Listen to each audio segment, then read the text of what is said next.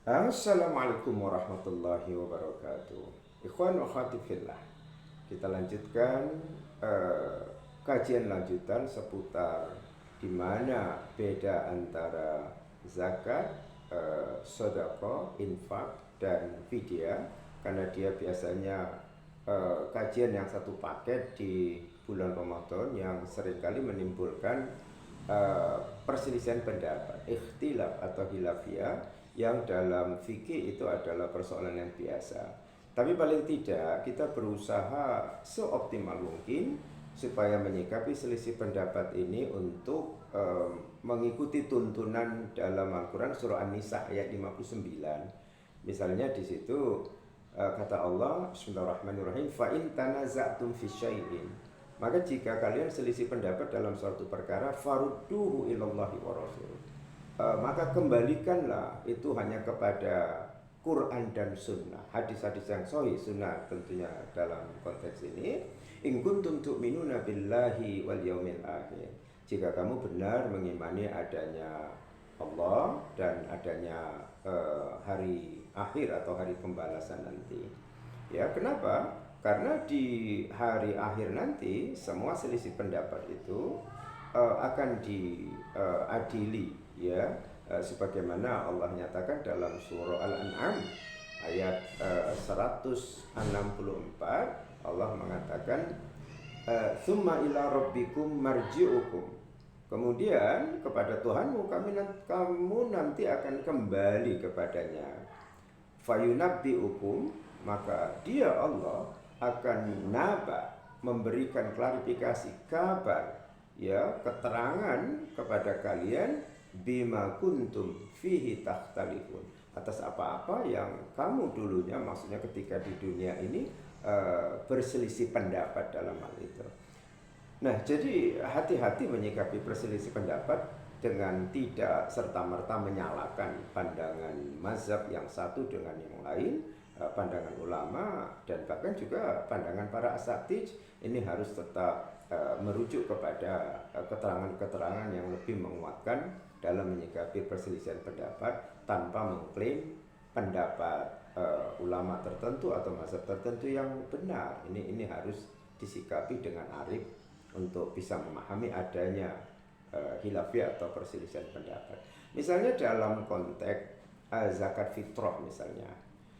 Fitrah ini kan memang zakat pembersih diri, ya, kelengkapan setelah Ramadan. Maka menjelang Idul Fitri, untuk perayaan hari gembira karena telah kembalinya manusia kepada fitrahnya, yaitu bersih dan suci. Ini juga sinyalnya ada seperti di surah Ar-Rum, ya, ayat 30. Allah berfirman, Bismillahirrahmanirrahim,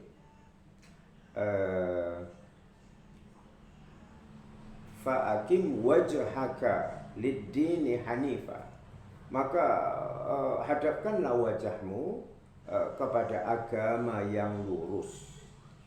Fitratallahi, fitrah Allah dalam artian sebagai fitrah, ya, allati fataran nas 'alaiha, yang mana Allah ciptakan manusia di atas fitrah yang suci itu.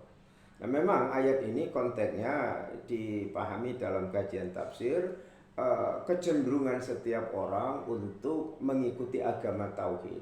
Tapi justru dengan adanya kesucian diri manusia yang Allah telah tetapkan, itu tidak akan ada perubahan. Memang hanif, cenderung lurus dalam memegang agama tauhid.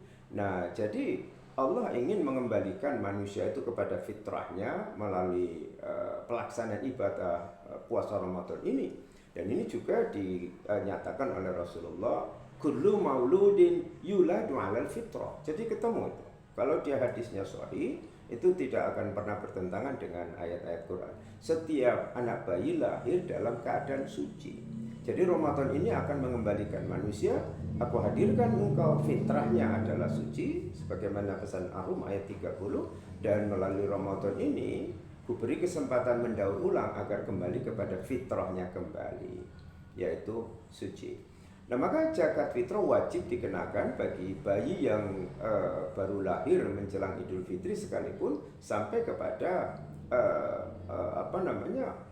orang yang sakaratul maut sebelum kematiannya, sebelum datangnya Idul Fitri, semua dikenakan kewajiban membayar zakat fitrah. Nah, kemudian fidyah misalnya, ini juga sering menjadi polemik. Apakah ibu hamil dan menyusui itu setelah membayar fidyah diwajibkan membayar hutang puasanya sebelum tahun depan? Ini juga perbedaan mazhab, sungguh bisa kita tolerir.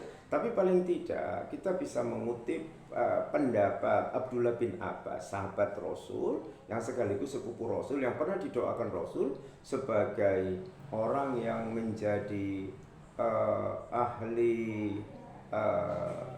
hukum ya, atau memahami Al-Quran jauh lebih baik setelah Ibnu Mas'ud, ada Abdullah bin Abbas. Nah, di situ Abdullah bin Abbas pernah mengatakan kepada budak perempuannya yang hamil pada saat itu dengan mengatakan, anti bimanzilatil lazi la yutiquhu. Kamu itu, hai perempuan hamil, disamakan dengan orang yang tidak mampu melaksanakan puasa. Alaika fida, atas engkau wajib membayar fidyah, wala qadu alai, dan tidak lagi wajib ganti puasanya. Nah, ini yang menjadi rujukan untuk bisa menerima selisih pendapat dengan adanya pendapat-pendapat asar para sahabat. Demikian. Assalamualaikum warahmatullahi wabarakatuh.